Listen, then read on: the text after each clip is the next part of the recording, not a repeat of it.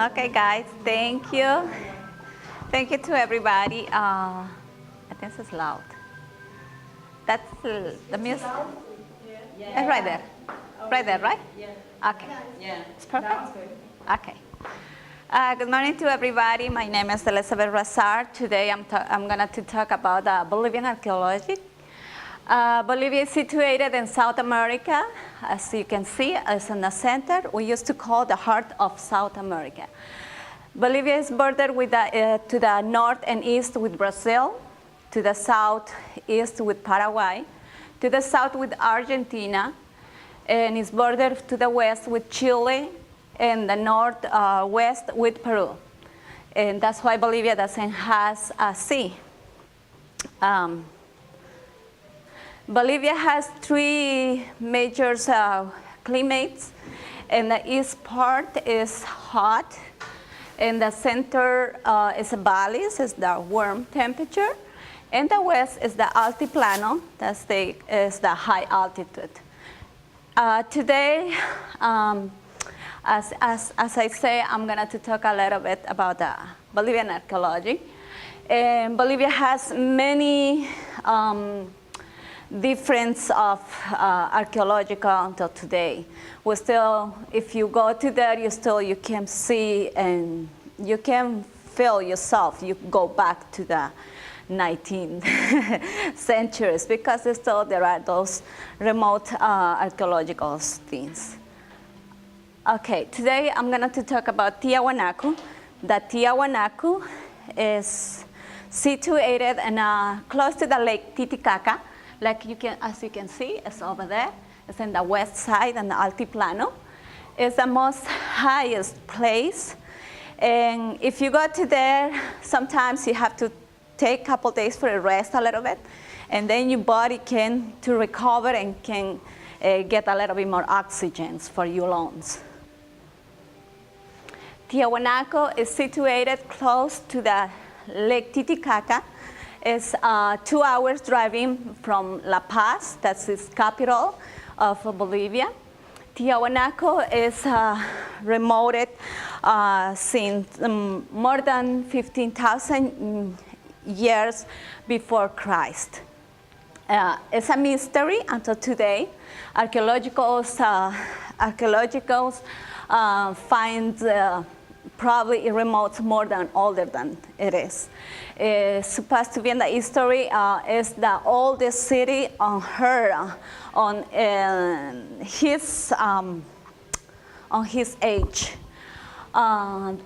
They founded the Kalasaya, that is a temple, for they did prayers and rituals.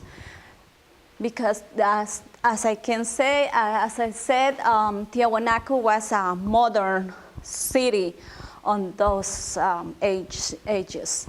And they don't know how they built those monolitos because that's a big stone. It's almost like 7 meters and a half. That is tallest. And they built it with rocks too, those faces, the skeletons. And that's each one, they represent a different kind of ethnic or race. And until today, they're still celebrating the Aymara New Year's. It is remote, the race around to there. They founded many of those archaeological things from those ages. They are the amazing artisanies. And this is the Puerta del Sol, which means in English, the gate of the sun. Once in the year, the sun fit to the door, just exactly to the door.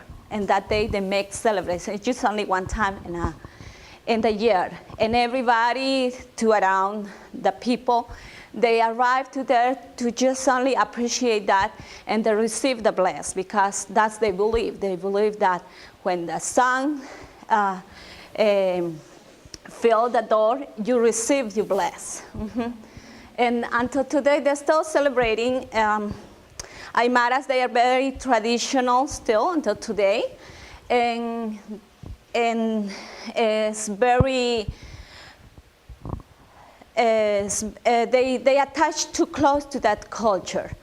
And those people, they respect this place. That's why before they didn't wanted to go to there, because they thought if they arrived to there, something bad is going to happen, because there was mystery how they disappeared that city.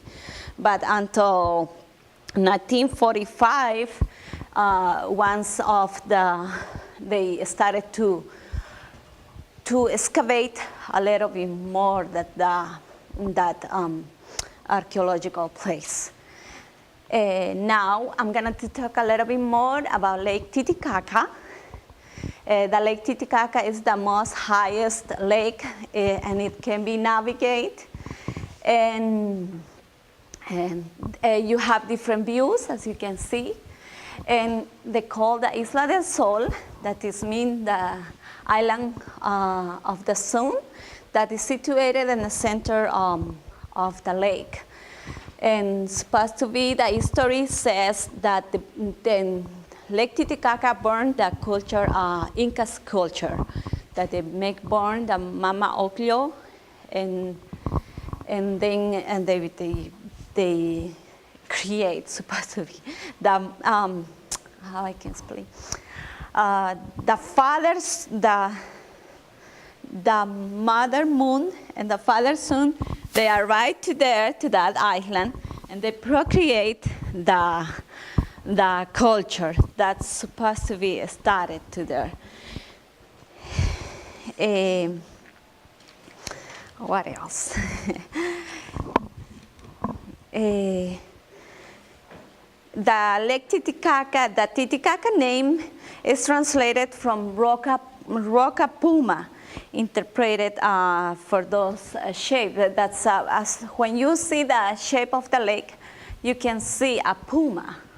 That's why they call like that. I'm gonna to give you back for you can have a little bit more idea. Here is in this part, but that's why they call like that. But it's not like how you interpret. It's a navigated place, and they started with the Inca culture, but at the same time the Aymaras raised too.